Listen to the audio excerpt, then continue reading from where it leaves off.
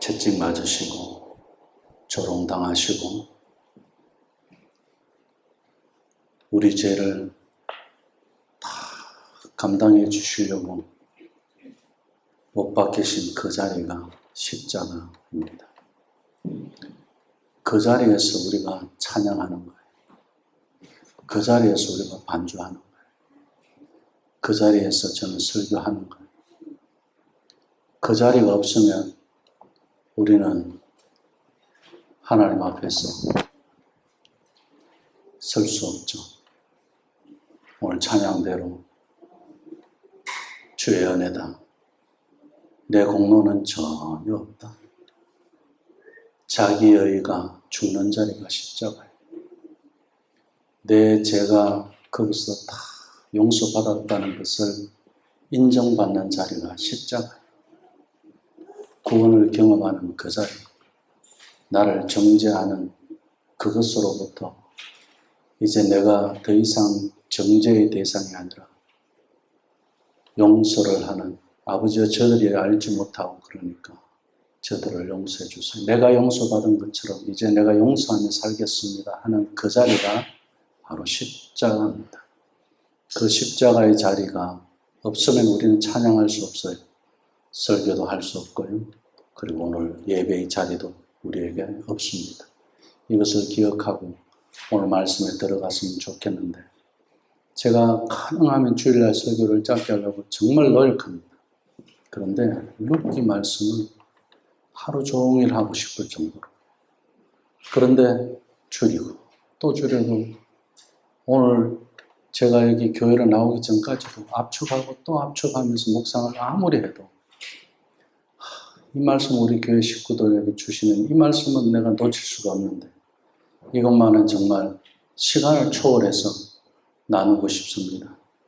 짧게 될지 길게 될지 하나님께 맡기고 가겠습니다. 특별히 우리 김순희 검사의 어려운 가운데서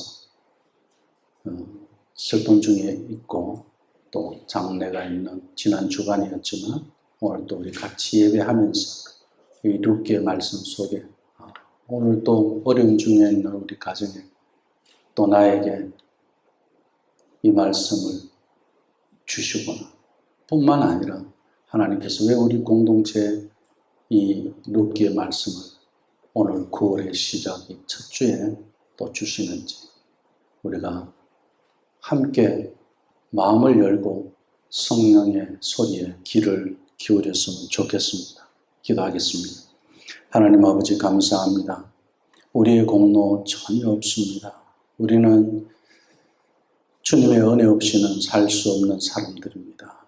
아버지 하나님, 오늘 그 믿음 하나 붙잡고 예배 가운데 나왔습니다. 그 믿음 하나로 오늘 우리가 귀를 열어봅니다. 마음을 열어봅니다. 말씀으로 은혜 주실 때 우리 안에 은혜가 충만하기를 간절히 기도합니다. 은혜를 노래하고 찬양할 수 있는 믿음을 더하여 주시옵소서. 예수님의 이름으로 기도합나이다. 아멘. 우리가 룻기를 읽을 때 도덕적인 차원에서 읽지 않기를 바랍니다. 이렇게 하면 하나님 복 주시고 저렇게 하면 하나님께서 때리신다. 이런 식으로 읽지 않기를 바랍니다. 이는 성경 전체가 알려주는 그런 그림과도 전혀 어울리지 않습니다. 예수님께서 우리에게 말씀을 주실 때 요한도 그렇게 이야기하죠. 왜 말씀을 주셨느냐? 우리를 구원하기 위해서. 바울도 마찬가지입니다.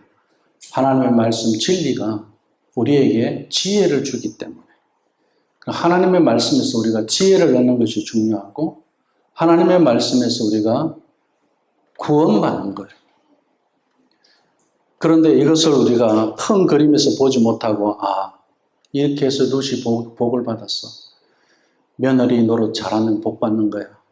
아니면은 또 하나님의 말씀에 불순종했을 때는 가서 남편 잃고 자식 잃고 다 죽어서 이제는 회개하고 돌아와서 예루살렘 고향으로 돌아왔으니까 원래의 자리로 돌아왔기 때문에 복 받는 거다. 그러니 떠나지 마라.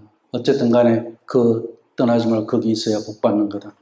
이렇게 그냥 일방적으로 설교하고 또 룻기를 그렇게 해석하는 것은 잘못된 해석이기 때문에 우리가 성경의 의도대로 룻기를 읽으려면 성경 전체를 모르고 이 룻기를 이해하기는 참 어렵습니다. 비록 두꺼운 것은 아니지만 아주 얇은 이 성경책이지만 성경 전체를 말씀해 주고 있어요. 이 룻기가. 그래서 우리가 어디에 포커스를 둬야 되느냐면 단순히 룻기의 한 가정의 이야기를 기록하기 위해서 한 것이 아니라 이 가정이 이렇게 살았더라 저렇게 살았더라 그 이야기만으로 관계된 것이 아니라는 거예요. 그렇다면 오늘 예배하는 우리는 내가 이렇게도 살고 저렇게도 살아요. 그런데 그렇게 사는 것이 그냥 사는 것으로 끝나느냐? 아니라는 거예요. 하나님의 간섭이 있다는 거예요. 그 안에. 그래서 오늘 이 룻기를 우리가 읽을 때는 다윗의 등장을 배경으로 해서 읽어야 됩니다. 그 다윗의 씨로 오실 메시아, 우리 예수 그리스도 그분을 배경으로 읽어야 하는 것이 바로 이 룻기입니다. 그렇다면 이 룻기에 있어서 핵심은 어디에 있느냐면 우리가 4장으로 가봐야 됩니다. 룻기 4장 16절에서 21절, 22절까지의 말씀이 메인 룻기 말씀이에요. 그건 족보밖에 안 나와요. 나오미가 아기를 받아서 품에 품고 그의 양육자가 되었다. 아이고 손주 안고 너무너무 좋아하는 거예요. 그 손주 이름이 뭐더라? 오벳이더라. 오벳은 이새를 낳았고 이새는 다윗을 낳았더라. 이 말씀이 핵심이에요. 흉년이 오고 모압으로 이민을 가고 그리고 다시 역이민해서 베들레헴으로 오고 이런 사건 하나하나가 그냥 있는 사건이 아니고 남편이 왜 죽었는지 아니면 자식이 왜 죽었는지 이 죽음을 해석하고 그리고 그 흉년을 해석해내는 것은 이 룻기 4장 16절에서 22절까지 이 메인 본문을 보아야 깨달을 수 있다는 거예요. 답이 나온다는 거예요. 설명이 된다는 이야기입니다. 이 룻기 4장 메인을 보지 않으면 남편과 자식이 왜 죽었는지 그리고 잘못된 선택임에도 불구하고 하나님의 은혜를 입었는지를 알 수가 없어요. 그래서 룻기는 다윗 왕조와 사사시대가 연결되는 걸 우리가 같이 봐야 하는데 지금 이 시간에 그걸 다 설명하고 우리가 이야기를 할 수가 없잖아요. 그건 스터디 시간에 한번 서로들 질문을 가지고 리더들이 아는 성경 지식만큼 나눠주시면 좋겠고요. 일단 우리가 먼저 룻기 1장 1절을 한번 보겠습니다.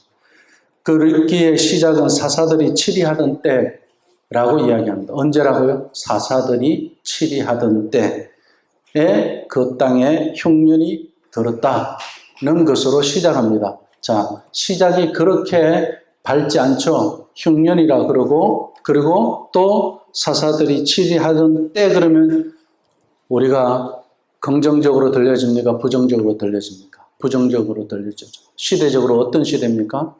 지금 베들레헴에는 실질적인 기근, 가뭄으로 또 흉년이 오고 이런 먹을 것이 없는 흉년도 있지만 사사들이 치리하던 때라는 그 말은 또 어떤 흉년을 이야기하는 겁니까? 영적인 흉년을 함께 이야기하는 겁니다. 그래서 우리가 잘 알듯이 사사가 치리하던 때는 영적 암흑기, 그리고 영적 흉년기라고 그렇게 이야기합니다. 이 사사시대의 특징을 짓는 그 용어가 있죠. 사사기 17장 26절에도 나오고 사사기 마지막 21장 25절에도 나옵니다. 뭐죠? 십자가 위에 있지 않을 때 할 수 있는 이야기입니다.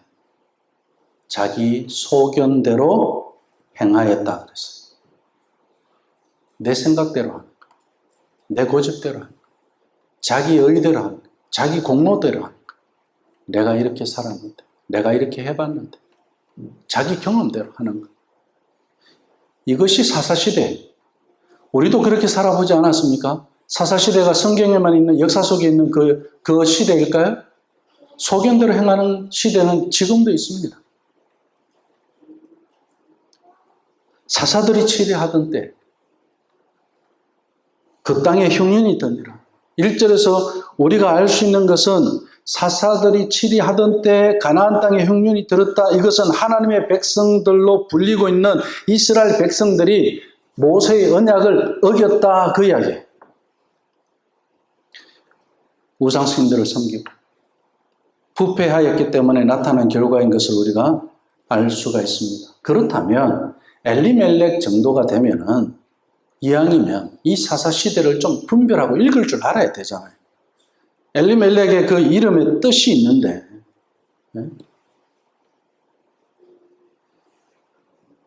이름에 걸맞지 않게 하나님의 뜻을 보지를 못해요. 이 땅에 왜 흉년이 왔는지 믿음의 눈으로 흉년을 바라보아야 하는데 약속의 땅 가나안에 흉년이 임한 것은 이스라엘의 백성들이 하나님 앞에 회개하지 않았기 때문에 그런 거잖아요. 오직 우리 주님을 믿고 우리 하나님만 의지하도록 하기 위해서 하나님의 섭리로 흉년이 온 건데 이것을 보지를 못하는 거예요. 우리도 신앙에 흉년이 올 때가 있어요. 믿음 생활에 흉년이 올 때가 있어요. 그때 우리가 무엇을 봐야 합니까? 분별해야 돼요.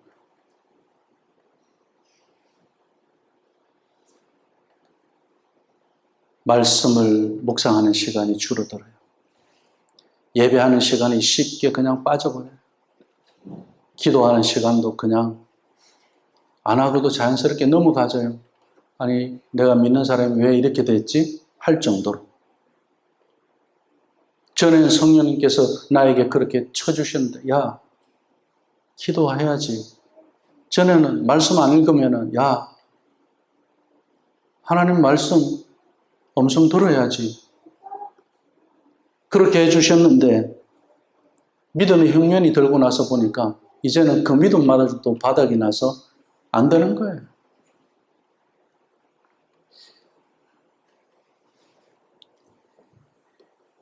그렇지만 엘리멜렉이 어떻게 했습니까?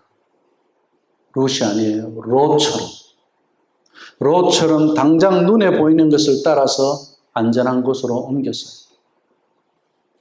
그리고 엘리멜렉이 모압 땅으로 이주한 것은 하나님께서 모세를 통해서 주신 메시지가 있었어요. 거기에 대한 무지였어요. 이미 하나님께서 모세를 통해서 준 메시지가 뭐예요? 모압 땅 저기에 가지 마라 그랬어요. 하나님의 약속의 땅에서 살지 거기 가면 저주가 있을 거라고 분명히 말씀하셨어요. 그런데 그 엘리멜렉이 거기에 대해서 무지했는지 아니면은 엘리멜렉이 의도적으로 그렇게 거스른 것인지 알 수는 없지만 우리가 성경을 통해서는 그러나 모압 족속은 어떤 족속이었습니까? 유난히 이스라엘 백성들을 원수로 생각할 정도로 미워했던 백성들, 그 민족이 바로 그 모압 족속이에요. 그리고 이 모압 족속은 어떤 신을 섬겼습니까? 거모스라는, 몰렉이라는 그런 신을 섬겼어요. 이 거모스와 몰렉은 어떤 신이었습니까? 어린아이를 인신제사로 죽여서 바치는 그런 우상이었어요. 그런 신이었어요. 그런데 이 땅에 흉년이 없어요. 오히려 하나님의 약속의 땅인 이 땅에는 지금 흉년이 왔어요. 그러니까 아비멜렉은 무엇을 보느냐면 지금 믿음의 흉년, 영적인 그 흉년을 보는 것이 아니라 하나님의 말씀에 근거해서 이것을 진단하고 분별하는 것이 아니라 세상의 가치와 기준에 의해서 베들레헴의 그 흉년만 보고 지금 이 기근을 면할 수 있는 곳 모압이 있다고 하니까 그쪽으로 간 거예요. 그것을 선택한 겁니다.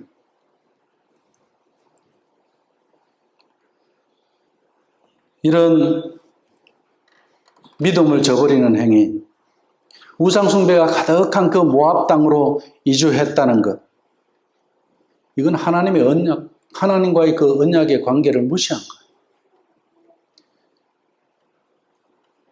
엘리멜렉만 그럴까요? 우리도 참 다른 거 무시하는 거는 쉽지 않아요. 직장을 다녀도 직장 상사 눈치 봐야 되고 무시할 수가 없어요. 그죠?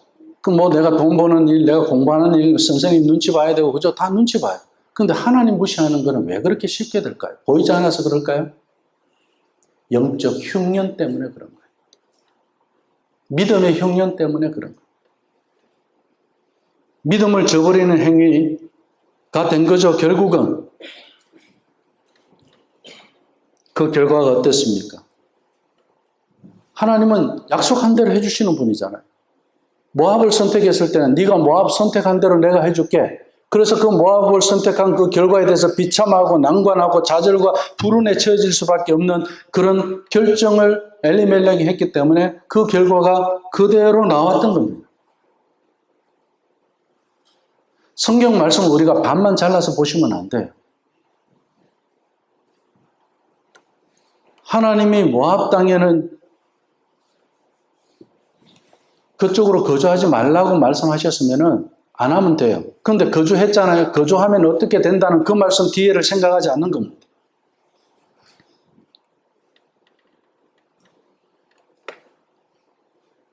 그런데 우리가 여기서 놓쳐서는 안 되는 것이 하나 있어요. 그게 무엇이냐면 엘리멜렉은 그래도 하나님의 자녀라는 사실이에요. 엘리멜렉 가정에 어려움이 찾아올 수밖에 없었던 그 이유는 그들이 하나님의 참된 자녀였기 때문이라는 사실입니다. 하나님의 자녀가 아니었으면 이런 어려움이 없었을 거예요. 왜냐하면 이방 사람들의 경우는 그들이 모압으로 가든 뭐 암몬으로 가든 어디로 가든 세상적으로 형통하면서 잘 먹고 잘 살면 됩니다. 그러나 하나님의 자녀들은 주의 약속과 품을 떠나서는 잘 될 수 없다는 것을 하나님이 보여주신 거예요. 그래서 엘리멜렉은 그 어려움들을 통해서 어떻게 해요? 여전히 본인은 믿음의 형년이 있다 보니까 그것을 생각을 못했을 거예요. 하나님 우리에게 이런 기근을 주신 것은 우리가 하나님 자녀이기 때문이라는 사실이에요.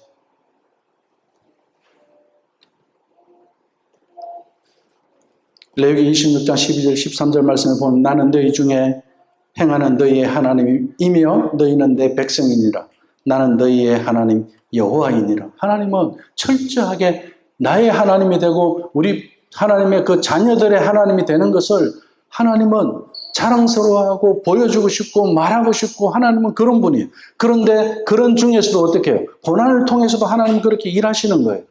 기근을 통해서 흉년을 통해서도 하나님은 우리 자녀들을 하나님의 자녀로 훈련시켜 가고자 세워가고자 하시는 거예요. 그래서 요한복음 15장 5절 말씀에도 보면 우리 예수님이 하시는 말씀 있죠. 나는 포도나무다. 너희는 가지지 너희는 포도나무가 아니야. 내가 가지가 아니야. 내가 포도나무고 포도나무에 붙어있는 너희는 가지야. 그러니까 나를 떠나서는 너희가 아무것도 할 수 없어. 이렇게 말씀하시잖아요.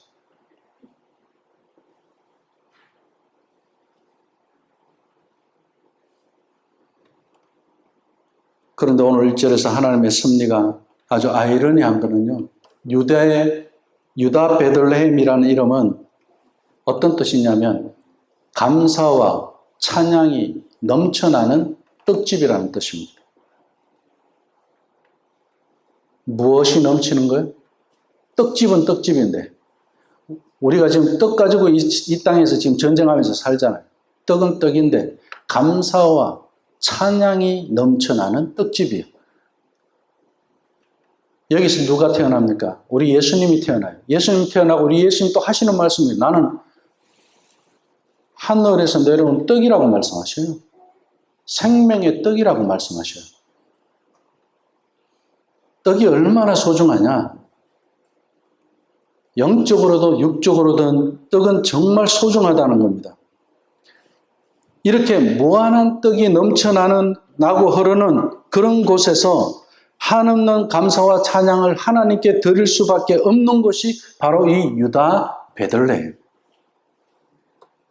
그때 흉년이 들었다고 했으니 하나님께서 이 땅을 단단히 징계해서 연단하시겠다는 것밖에 되지 않는 거예요.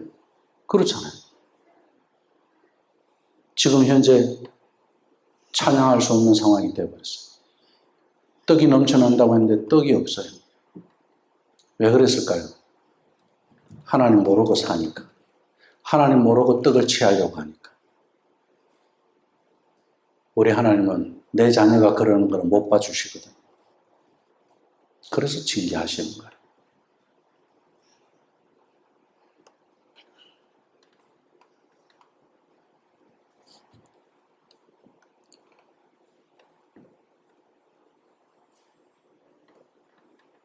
마귀가 누가복음 4장 3절 4절 말씀을 보면 예수님한테 와서 대놓고 이렇게 이야기합니다. 내가 만일 하나님의 아들이어든 이 돌들에게 명해서 떡이 되게 하라. 왜요?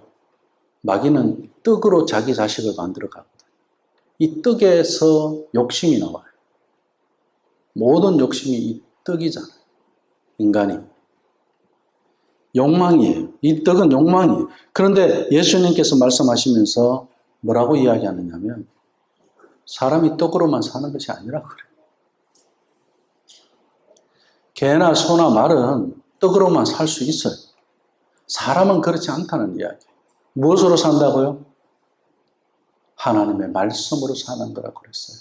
하나님의 말씀이 떡이라는. 그래서 우리는 하나님의 말씀을 영의 양식이라고 해요. 이 하나님의 말씀이 없으면 우리는 살 수 없는 사람들이 예수쟁이들이에요. 예수 믿는 사람들이에요.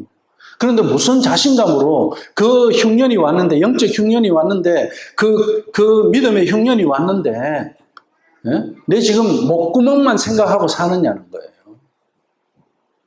우선순위가 바뀌었다는 이야기예요. 그래서 구약에서도 주께서 충성스러운 자기 백성들에게 떡을 주시는 것은 떡에 그 마음을 사로잡히라고 주신 것이 아니라 오직 먹고 사는 문제가 거기에서 먹고 사는 문제에서만 얽매여서 살지 말고 제발 하나님의 말씀을 잘 믿고 살라고 떡을 주시는 거예요.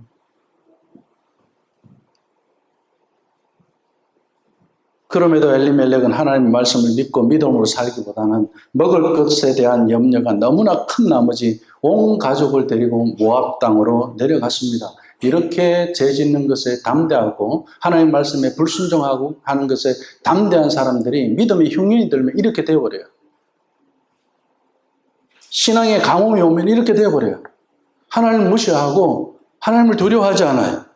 이제 2절을 보면 엘리멜렉의 가족 소개가 나옵니다. 엘리멜렉이라는 이름의 뜻이 무엇이냐면은 나의 하나님은 나의 왕이다 이런 뜻이에요.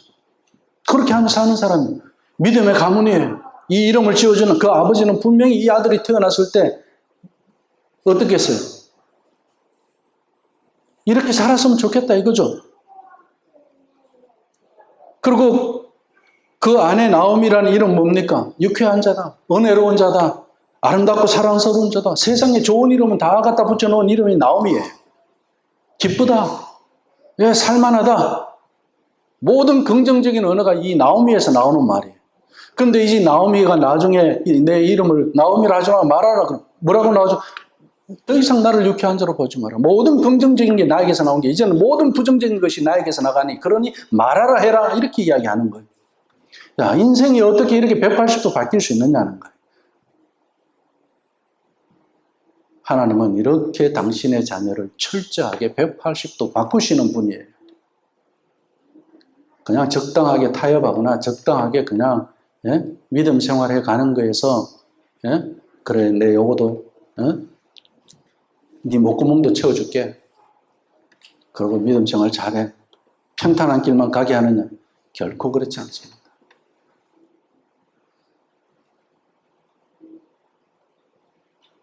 엘리멜렉과 나오미는 믿음의 깊이가 얼마나 깊었는지 우리가 알 수는 없지만 적어도 여호와 하나님을 향해서 믿음을 가진 신자는 맞았어요. 이게 중요한 거예요. 자, 잘못된 결정을 할 수도 있었어요. 그리고 또 믿음의 그 흉년이 드는 데서 그 하나님을 무시하는 그런 결과도 나왔어요. 그러나 믿음을 가진 신자였어요. 그리고 하나님께서는 그 아들 둘을 또 주셔서 그 아들 이름은 또 뭐예요? 말론과 기련이에요. 아들 하나를 낳고 나서 보니까 얘가 너무 허약한 거예요. 얼마나 좋았을까요? 자식을 얻었을 때. 그래서 하나님을 찬양하고 부부가 좋았을 거예요. 그런데 이 아이가 평생 장애로 살아야 되는 거예요. 하나님 왜 우리 가정에 이런 어려움을 주십니까? 그렇게 이야기하지 않았겠어요? 그리고 또 둘째 자식을 하나님이 주셨는데 그 아들 역시 어떻게 해요?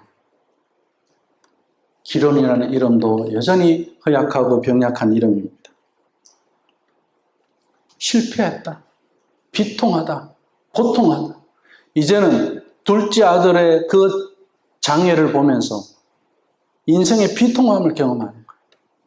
실패를 경험하는 거예요.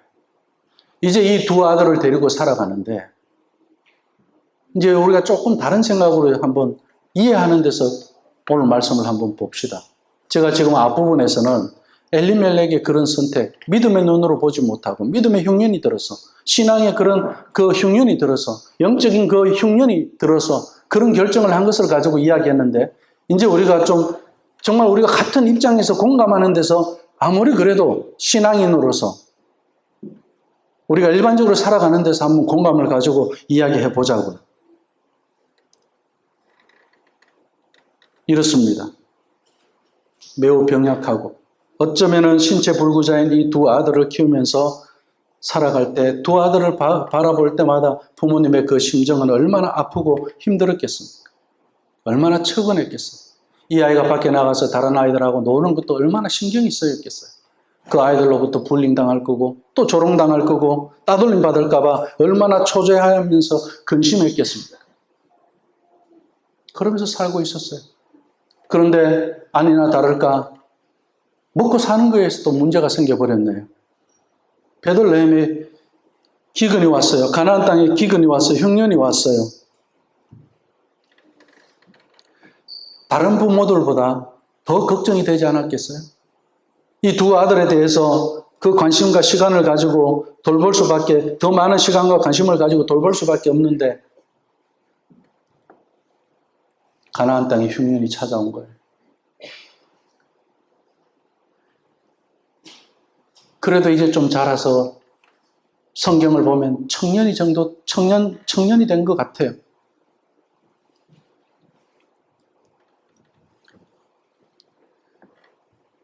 그동안에 살아온 것도 힘들었지만 이제 흉년이 왔으니 이 장성한 아이들까지 같이 해서 먹고 사는 게 더 힘들어질 거 아니에요. 저도 아이들 어릴 때 라면 하나 끓였을 때 하고 얘들이 좀 크면서 나중에 라면 한 개 가지고 나눠 먹고 그러다가 이제 좀 크니까 이제 라면 몇 개를 끓여야 되고 이 개수가 달라지더라고요.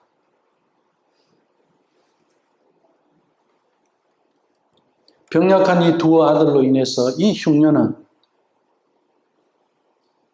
얼마나 더 이겨내기가 버거웠겠어요.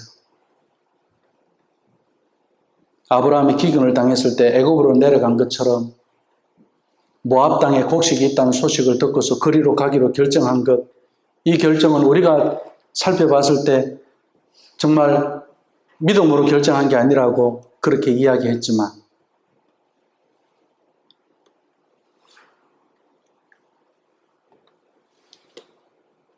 우리가 과연 정죄로만 잘못된 선택을 했다라고만 이야기하는 것으로만 성경의 그 말씀의 잣대로만 가지고 저 사람들의 믿음의 분량이 너무 작아, 저 사람들의 믿음이 너무 없어라고 그렇게 이야기하는 것으로만 끝날 수 있는 문제냐는 거예요. 우리가 엘리멜렉을 탓할 수 없습니다. 엘리멜렉을 탓한다면 아브라함을 탓하는 것과 다를 바 없겠죠. 단지 엘리멜렉을 보면 참 안타까울 뿐이에요. 엘리멜렉과 나오미는 모압 땅으로 이사 가기 전 여러 날 동안 많은 대화를 나눴을 겁니다. 기도도 많이 했을 것입니다. 그리고 아마도 우리 중고등부 학생 정도가 되는 그런 말론과 기론에게도 이사에 대한 계획을 가지고 이야기하면서 너희들은 생각이 어떤 의견도 물어볼 거고 우리 기도하자 그러면서 결정하자 나름대로 그러면서 하지 않았겠어요? 흉년이 하도 심하다 보니까 베들레헴 흉년이 사라질 때까지는 이리 주구나 저리 주구나 지금 가지고 있는 재산을 가지고 곡식이 있다고 하는 저 모압으로 가자고 결정을 내렸을 겁니다. 우리라도 그런 결정을 내렸을 거예요. 사랑하는 우리 예수종교회 식구들, 한번 생각해 보죠. 신자들을 포함해서 대부분의 사람들이 이사하는 이유가 무엇이었습니까? 먹고 사는 문제로 이사를 다 하게 돼 있습니다. 직장이 없이 토론토에 살던 사람이 뉴욕의 분명한 일터와 삶이 보장된다면 당장 우리가 뉴욕으로 가야 되지 않겠어요? 이사를 갑니다. 이 사실은 인류 역사 가운데 가장 확실합니다. 하물며 아브라함이겠고 하물며 이 엘리멜렉이겠습니까? 심지어 인생은 자신들도 모르는 사이에 떡에 의해서 움직이게 되어 있습니다. 말씀에 의해서 움직이게 안 돼 있어요. 떡에 의해서 움직이게 돼 있어요. 사실 떡이 삶의 전부이기도 하죠. 그래서 우리 예수 그리스도 그분이 무한한 떡이라고 말씀하시는 거예요. 생명의 떡이라고 이야기하는 거예요. 이제 우리가 요 떡만 알았는데, 목구멍에 넘어가는 요 떡만 알았는데, 우리 예수님이 영생의 떡이라 그러고 영원한 떡이라고 하면서 이 떡에 대해서 이 떡만 가지고 살아서는 안 된다는 것을 말씀하고 있는 게 우리 예수님이에요.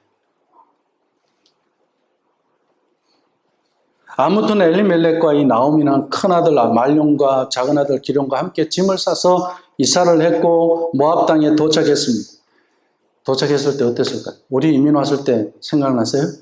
정착 서비스 없이 정착하기 참 힘듭니다. 그죠? 그래, 그때는 다 정착 서비스, 요즘 인터넷이 발달돼갖고 그거 다 알아보고 오지만은 옛날엔 그러지도 않았어요. 그리고 우리가 이스라엘 지도를 보면 알지만은 모압 땅으로 가는데 그 평탄한 길이 아니에요. 왕의 대로도 아니고 족장들의 길도 아니고 애굽으로 내려가는 길처럼 그런 데도 아니에요. 협곡을 넘어가야 되는 그런 길이에요. 모압 땅으로 가는. 이 가족 넷이, 그것도 장애가 있는 아들 둘을 데리고 간다는 게 그렇게 애굽보다는 짧은 거리지만 쉽지 않은 거리였습니다. 쉽지 않은 길이었어요. 근데 그런 길을 가서 막상 거기 가서 정착하려고 하고 보니 모압 사람들이 다 나를 어떻게 보고 있어요? 원수같이 보게 돼 있죠. 이스라엘 사람들이 그 사람들을 좋아하지 않았는데 그 사람들, 이스라엘 사람들은 항상 언제든 전쟁하고 저 땅 우리가 가져오려고 했던 그런 바라보고 싸우려고 하던 그런 족속들인데 정착이 쉬웠을까요? 우리 캐나다 이민처럼 정부에 무슨 지원이 있었을까요? 전혀 없었던 거죠. 모압 민족은 이스라엘 민족을 대단히 싫어하고 혐오했습니다. 그래서 그때 당시에 유다 속담에는 이런 속담이 있었다고 합니다. 모압으로 가느니 유다 땅에서 굶어 죽겠노라. 그런 속담이 있을 정도였어요. 그런데 이 사람들이 엘리멜렉과 나오미가 이러한 결정을 하기까지는 오죽했겠냐. 모압에 도착한 엘리멜렉 가족이 얼마나 고생했겠습니까? 그곳에서 작은 전토라도 샀을지 모릅니다. 그러면서 이제 우리 먹고 살 길을 찾아가기 위해서 밭을 갈았을지도 모릅니다. 하지만 모압 사람들로부터 오는 배척과 조롱은 여전히 견디기가 쉽지 않았을 겁니다. 그러나 이미 엎질러진 물이었습니다. 그리고 베들레헴은 여전히 흉년인지라 고향으로 다시 돌아간다는 것은 엘리멜렉과 나오미가 볼 때는 굶어 죽는 것 같았어요. 오늘 말씀을 보니까 몇 년 있었더라? 10년 있었어요. 그러면 가나안 땅에 10년이라는 기근이 계속 있었을까요? 아니었을 거 아니에요. 저는 이 말씀을 보면서 왜 돌아가지 않았을까?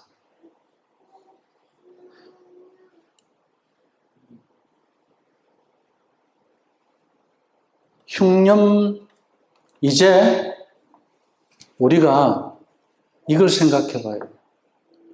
목구멍에 포도청이라는 것만 가지고 살아가는, 그 목구멍에 떡만 보고 살아가는 사람이었다면 모압에서 어이구 저기 이제 그러니까 가자 할 수 있었을 겁니다.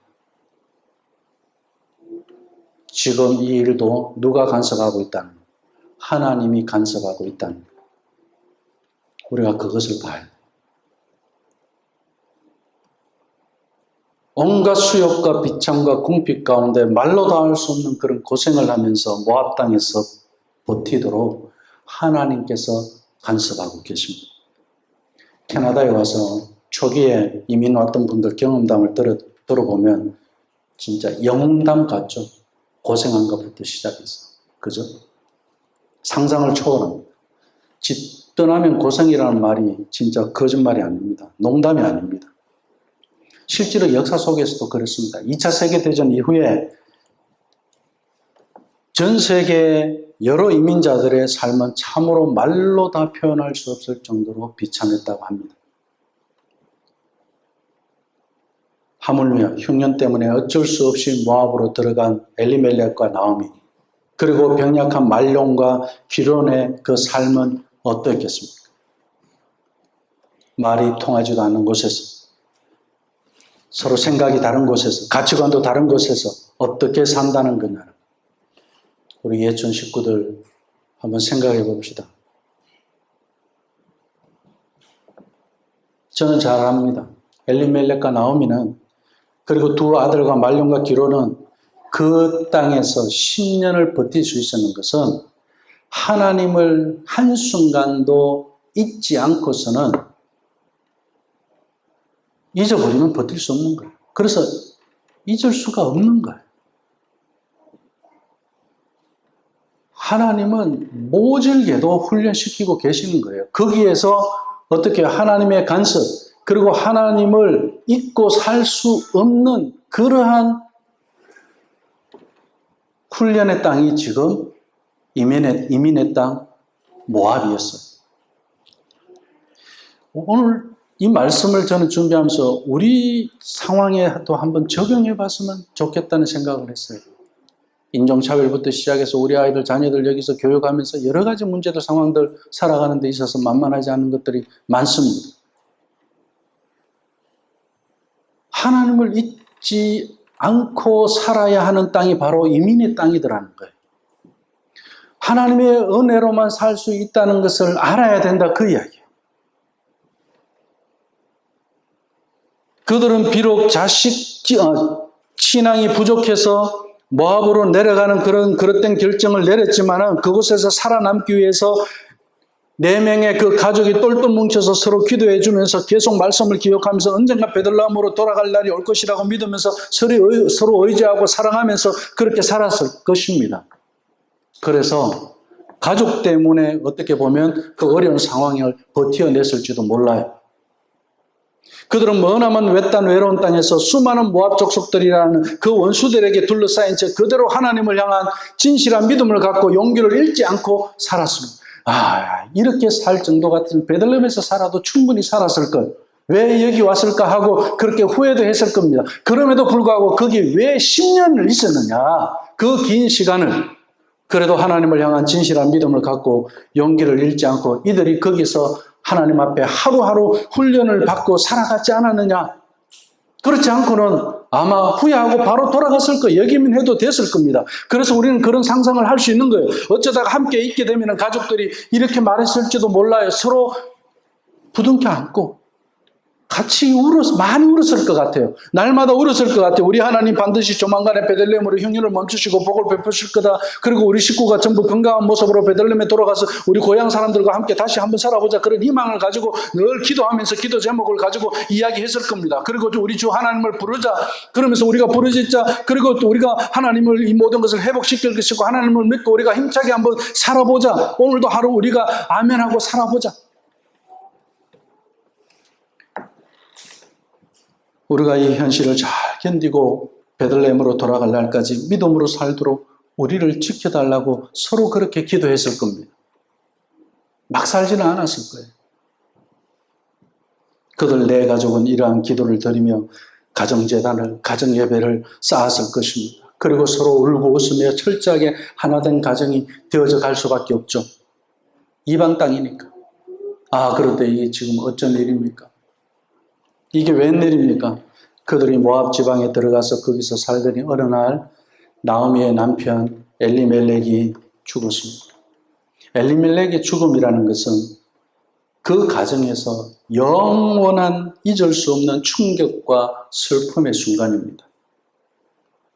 그 당시 가장이 죽는다는 것은 경제활동이 끊어진다는 거거든요.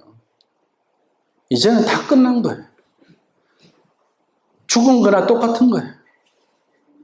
보호자가 없다는 것을 의미하는 겁니다. 그나마 두 아들이 많이 커서 일을 할 수 있었을지는 모르겠지만 온전한 몸이 아닌 데서 일을 하면 얼마나 했겠습니까? 그럼에도 나오미의 가슴에는 엘리멜렉의 죽음으로 인해서 큰 구멍이 생겼을 겁니다. 그 구멍은 이 세상에 그 무엇으로도 채울 수 없는 그런 구멍으로서 아마도 하나님을 붙들지 못했더라면 나오미는 아마 정신병자가 되었을 겁니다.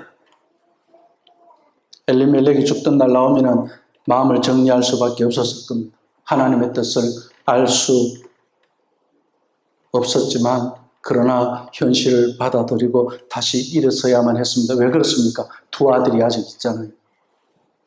병약한 두 아들에게 자신의 연약함을 보이면 그들 역시 무너지게 될 것이라고 생각하고 나오미는 이를 악물 수밖에 없었을 겁니다. 하나님이 이해되지 않지만 그나마 붙들어야 하는 분은 하나님 외에 다른 것이 없었어요. 하나님을 원망스럽기도 했지만 하나님 외에는 붙들 것이 아무것도 없었어요. 그래서 또 기도하면서 이렇습니다. 그리고 그 두 아들에게도 하나님을 저주하지 않도록 격려합니다. 얘들아, 우리는 이해할 수 없지만 우리 하나님 반드시 우리에게 선을 행하실 것이다. 내게는 자랑스러운 너희 두 아들이 있지 않니? 이 엄마는 아직 끄떡없다. 괜찮다. 너희들만 건강하면 돼. 나는 이곳에서 견딜 수 있단다. 엄마가 이를 악물고 인내하면서 그 엄마의 그 인내 때문에 두 아들 역시 힘을 얻고 다시 달려갑니다. 이제는 한 사람이 빠진 세 식구가 그 힘든 거친 땅 모압에서 살아갑니다. 얼마나 두 아들 몰래 나오미는 눈물을 훔쳐야 했겠습니까? 얼마나 하나님을 원망하며 기도해야 했겠습니까? 병약한 두 아들 때문에 안타까움과 가련하는 그 어미의 심정에 얼마나 무한하게 슬픔이 컸겠습니까? 그러나 나오미가 할 수 있는 것은 자살할 수도 없고 두 아들에게 약한 그런 엄마의 모습도 보일 수 없어서 또다시 하나님만 붙듭니다. 주님, 불쌍히 여겨주세요. 저는 그렇다라 하더라도 이 가련한 두 아들을 보살펴 주시고 복을 베풀어 주시고 이 두 가련한 두 아들 때문에 제가 쓰러지지 않게 해주셔서 이런 기도가 저절로 나오지 않았겠습니까? 어머니라면 지금 슬퍼할 시간도 없는 거예요. 그렇게 해서 일어난 세 식구 다시 힘을 모아서 서로 위로하며 함께 살아갑니다. 이처럼 믿음은 다시 일어서게 합니다. 다시 힘을 내게 합니다. 계속 달려가게 합니다. 하나님만 의지할 때 우리에게 열정도 생기고 회복도 생기고 그리고 힘도 생깁니다. 그런데 어느 날 큰아들이 힘찬 발걸음으로 뛰어오는 것이었습니다. 엄마. 왜? 나의 자랑스러운 큰아들아, 엄마, 나 일하는 곳에서 어떤 처녀를 보았는데 그 여자가 나를 계속 쳐다봐. 나를 잘 도와주고 있어. 그리고 나한테 너무 잘해줘. 그 여자가 나를 좋아하나 봐. 엄마가, 그래? 그 처자 이름이 뭐니? 이름이 룻이라고 해. 룻? 이름 참 이쁘구나.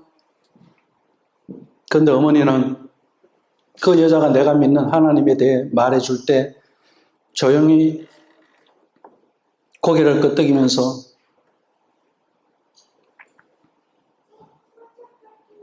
잘 들어. 그러면서 모세 율법을 가지고 이방 여인은 안 돼. 이렇게 말했을 것 같은데 그렇게 말하지 않았어요. 자랑스러운 내 큰아들아, 말려나 좋은 처녀를 만났구나. 그래, 이해 간다.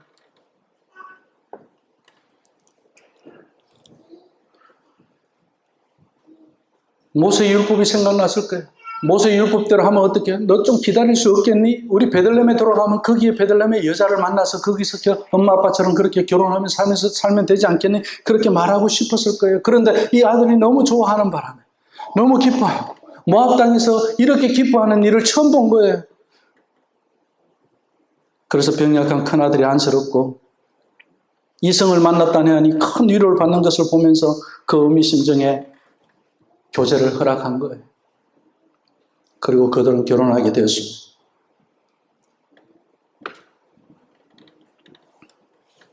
얼마나 놀랍습니까? 고맙습니다.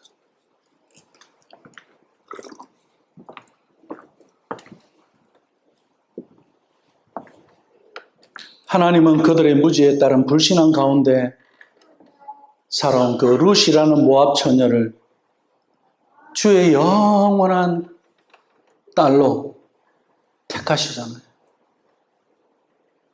인류 역사 가운데서 가장 위대한 일을 하는 사람으로 택하시잖아요.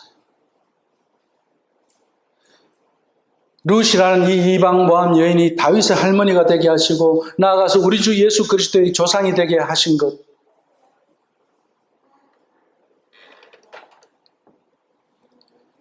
이제 엘리멜렉의 남편의 죽음 해석이 되죠. 이것이 하나님의 은혜예요. 우린 지나보지 않으면 하나님의 은혜를 몰라요. 우리 하나님이 아니기 때문에. 그때 내 남편이 죽었을 때는 내가 몰랐어요. 근데 시간이 지나면서 보니 하나님의 이런 놀라운 계획이 있었어요. 뜻이 있었어요. 모압으로 갈 때도 우리는 잘못된 결정으로 생각하고 잘못된 선택으로 생각하고 정죄하고 하나님 이것 때문에 우리가 벌 받았나 생각하고 그랬는데 그게 아니었어요. 은혜였어요.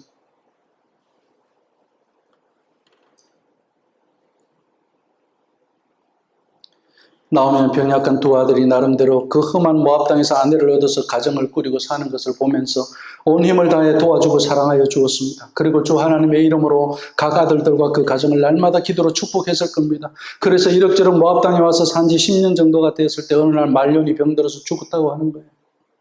얼마 되지 않아서 기론 역시 일하다가 쓰러져서 일어서지 못하고 죽었습니다. 이때 받았을 나오미의 충격은 또 어땠을까요? 남편을 잃더니 이제는 두 아들을 다 잃었습니다. 그리고 그녀에게는 유다 사람이 아닌 유다 민족의 원수인 모압 족속의 두 며느리만 남아 있습니다. 더욱 안타까운 것은 두 며느리는 나오미와 신앙적으로 하나가 될 수 없었습니다. 왜냐고요? 모압 종교가 어떤 것입니까? 전혀 다른 문화예요. 어린아이를 인신제사로 바치는 그런 거모서신, 몰렉신을 섬기는 그런 데서 자란 여인들이었습니다. 그러므로 나오미의 이 영적인 비참함과 외로움, 그리고 상황적인 비참함과 이 슬픔은 이 땅에 그 누구도 이해할 수 없는 그런 고통과 괴로움과 좌절이었습니다.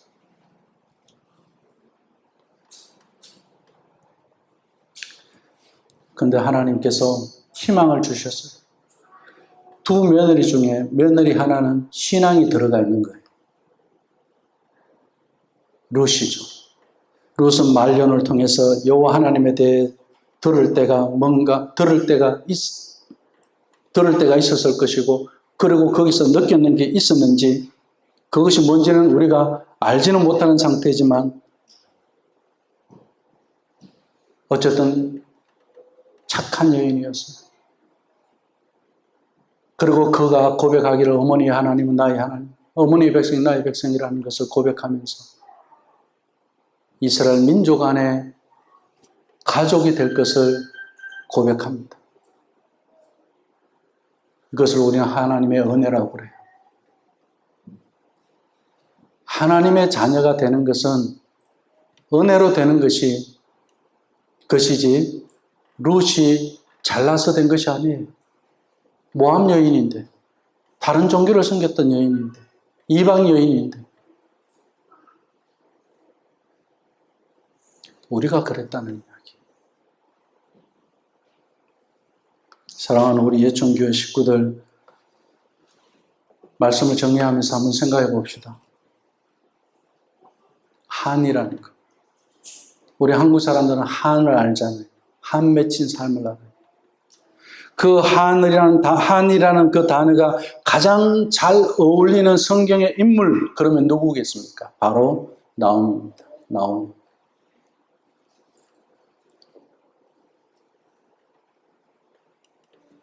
나오미의 가슴에는 못이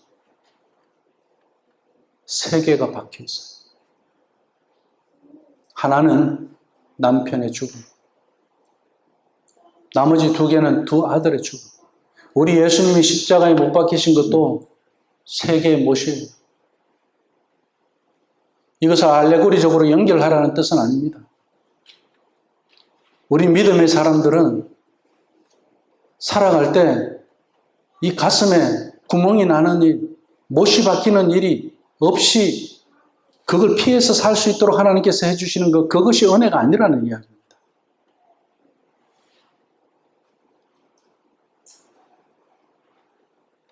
마찬가지로 모압 땅에서 남편을 잃고 평생 척은함과 사랑으로 지켜온 그 병약한 두 아들까지 잃은 나오미의 그 심정에는 그 누구도 나오미의 그 마음속에 박혀있는 그 못을 뽑아낼 수가 없는 거예요.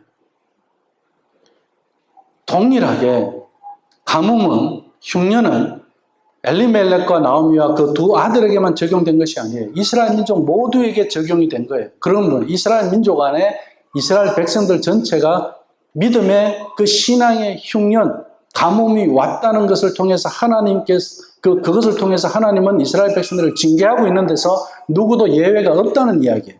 그럼 우리도 내 개인적인 잘못으로 그런 어려움을 겪는 것이 아닌 것이 있습니다. 이 나오미와 엘리멜렉이 바로 그런 거예요. 이들의 잘못으로 자기들이 그런 흉년을 겪은 게 아니에요. 이스라엘 나라의 전체에 그렇게 임했던 겁니다.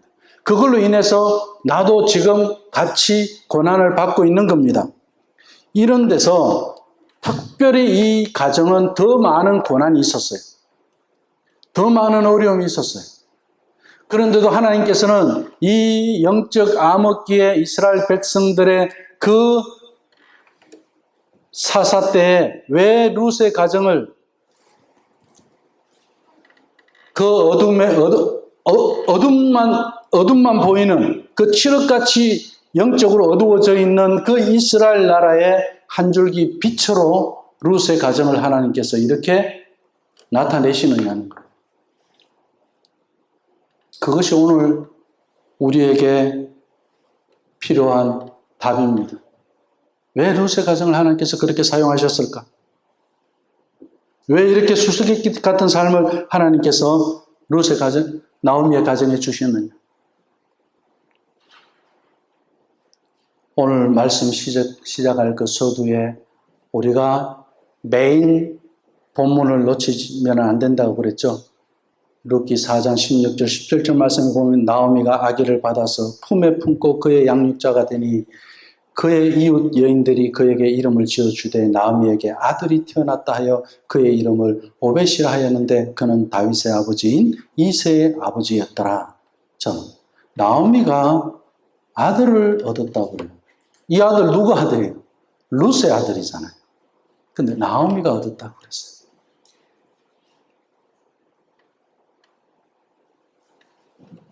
하나님은 나오미를 통해서, 나오미는 제일 먼저 자기가 생각한 게 남편을 잃어버리고 두 자식을 잃어버리면서 하나님 앞에서는 이제 후손이 끊어졌잖아요. 그 충격은 지금 우리가 생각하는 거하고는 전혀 다른 거예요. 그 시대에. 그런 데서 나오미는 죽음보다 더 큰 고통을 겪고 있었어요. 그런데 하나님은 지금 누구를 통해서 섭리하고 계시냐면, 간섭하고 계시냐면 룻을 통해서 간섭하고 있는 거예요. 룻을 통해서 나오미가, 룻이 아들을 낳았는데도 나오미가 아들을 낳은 것처럼 기쁜 거예요. 이것은 하나님께서 상상하지 못했던 며느리 룻을 통해서 지금 나오미의 믿음에 직접적으로 간섭하고 있다는 것을 말씀해 주는 구절이 이거예요. 나오미가 아들을 얻었다. 그리고 나오미가 기뻐했다. 나오미가 양육했다. 이렇게 말씀하고 있는 거예요. 인생에서 그 어떤 한도, 그 어떤 한맺힘도, 그 어떤 영적인 흉년도, 그 어떤 육적인 흉년도 오직 메시아이신 예수 그리스도 안에서 해결할 수 있다는 사실을 보여주는 거예요. 누굴 통해서? 룻을 통해서.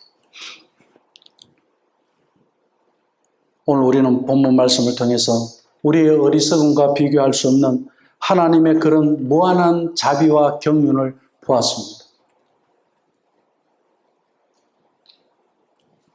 베들레헴에 살 때도 하나님은 일하셨어요.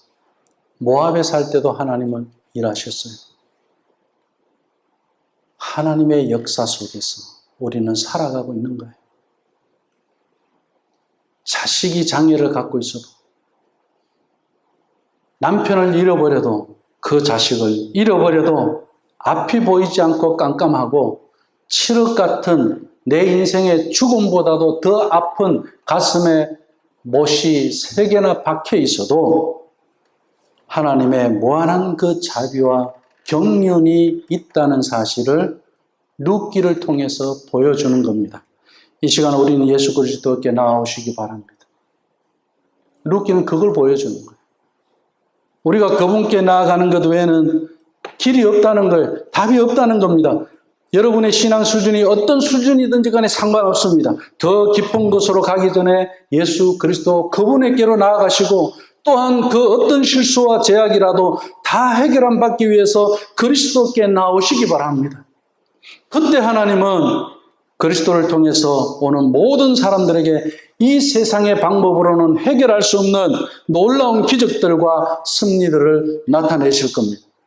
그때 우리는 해결될 수 없어 보였던 불가능한 수많은 비참함과 슬픔이 어느새 영원한 영광으로, 영원한 즐거움으로, 그리고 웃음으로 바뀌는 것으로 체험하게 될 것입니다. 나오미처럼. 그것이 바로 복음입니다. 나오미의 삶의 끝이 지옥입니까? 천국입니까? 천국이죠. 나오미의 삶의 끝이 천국으로 마침같이 우리 모두의 삶이 비극이 아니라 천국으로 마치게 되시기를 우리 주 예수 그리스도의 이름으로 축원합니다. 기도하겠습니다. 하나님 아버지,